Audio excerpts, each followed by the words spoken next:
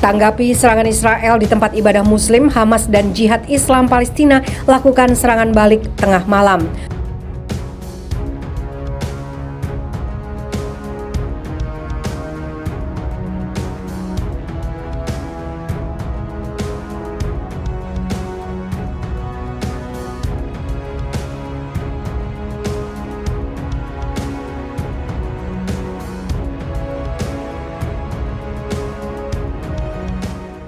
Mengejutkan, ribuan orang Palestina yang jadi korban para polisi dan tentara Israel akhirnya mulai mendapat keadilan sebab pasukan Hamas dan Jihad Islam dikabarkan melakukan serangan balik dengan membakar mortar dan roket ke wilayah Israel yang tengah dijaga oleh para tentara Israel. Sontak hal ini mengguncang para warga Israel hingga sirine meraung-raung tepat tengah malam dan beberapa orang kabur menuju jalur evakuasi.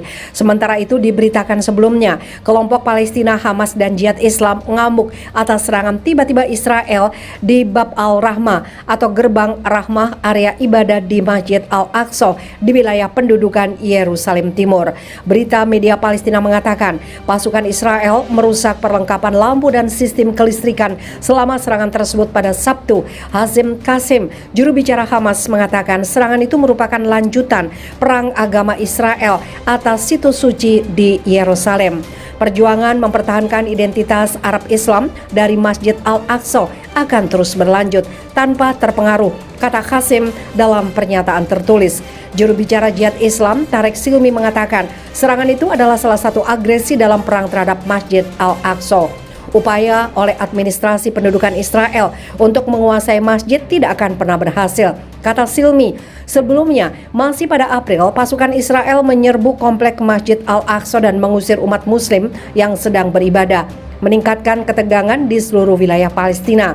Pasukan Israel terus melakukan serangan ke Masjid Al-Aqsa, bahkan di hari-hari akhir Ramadan.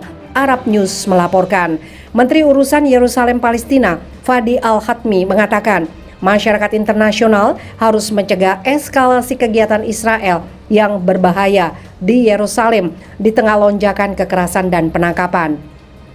Seruannya itu disampaikan ketika tentara dan polisi Israel meningkatkan serangan ke Masjid Al-Aqsa 2 hari sebelum akhir Ramadan dan meningkatkan penangkapan warga Palestina di Yerusalem Timur dan tepi barat. Penyerbuan itu memicu serangan roket dari jalur Gaza dan Lebanon. Kemudian dibalas Israel dengan serangan udara. Bagi Muslim, Al-Aqsa mewakili situs paling suci ketiga di dunia. Yahudi menyebutnya Bukit Bait Suci, mengatakan tempat itu merupakan situs dua kuil Yahudi kuno. Israel menduduki Yerusalem Timur saat Perang Arab Israel 1967. Israel kemudian menganeksasi seluruh kota pada 1980, sebuah langkah yang tidak diakui masyarakat internasional.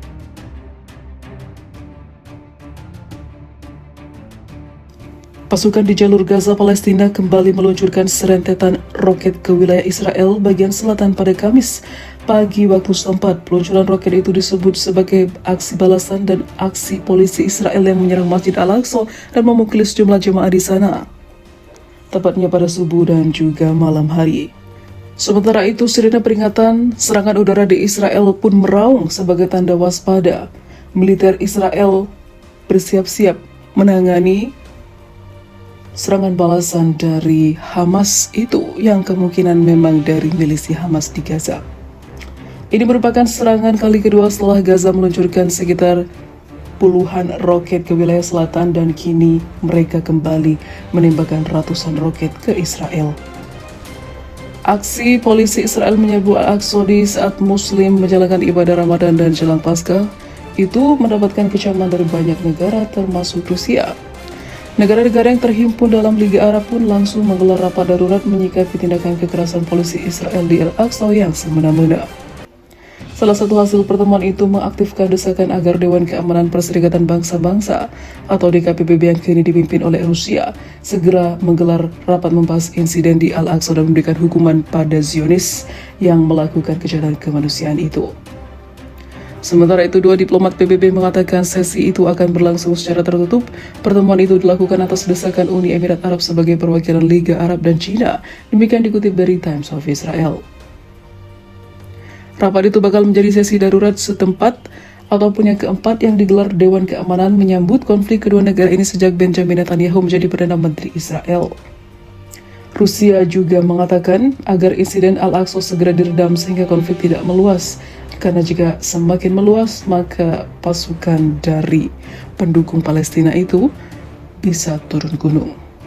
Moskow menyampaikan kekhawatiran dan kemarahan yang serius terkait rangkaian eskalasi antara Palestina dan Israel yang berisiko menjadi konfrontasi pasukan dengan skala penuh, seperti yang terjadi berkali-kali di masa lalu, khususnya di tahun 2021 dan tepatnya juga di bulan Ramadan.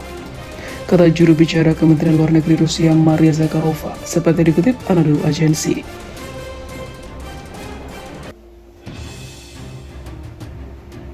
Dalam pernyataan resmi, Kementerian Luar Negeri Rusia juga menyatakan bahwa situasi di Yerusalem hanya bisa selesai melalui kesepakatan politik.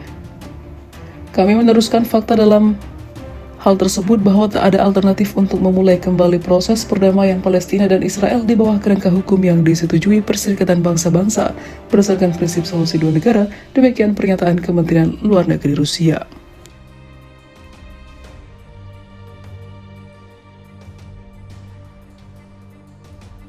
Pasukan Sarang Singa atau disebut Arin al-Aswad di Nablus, Palestina mengumumkan pada hari Minggu 9 April 2023 telah menembak mati Zuhair Khalil, seorang agen informan Israel yang membantu dalam pembunuhan 5 pejuang Palestina termasuk pendiri pasukan Sarang Singa Mohammed Al-Azeh. Dalam video yang berdurasi 5 menit menyebar melalui media sosial menunjukkan Zuhair Khalil memberikan pengakuan tentang keterlibatannya dalam bekerja untuk intelijen Israel. Zuhair mengungkapkan bahwa dia mengumpulkan informasi yang membantu dalam pembunuhan para syuhada Muhammad Al-Azeh, Abdul Rahman Sabah, Adam Baruk Al-Sisani, Muhammad Dakil, dan juga Ashraf Al-Mabaslat. Demikian dilaporkan media Al-Arabi. Dalam sebuah pernyataan, pasukan Sarang Singa mengatakan pihaknya akan menjelaskan segala sesuatu yang diperlukan kepada masyarakat setelah prosedur keamanan tertentu selesai dilakukan. Untuk setiap pengkhianat yang menjual agamanya, hatinya, kehormatannya, dan negaranya, rahasia Anda telah terungkap dan keburukan Anda telah terbuka. Kami mengawasi Anda di mana saja dan tidak ada yang dapat melindungi Anda, katanya.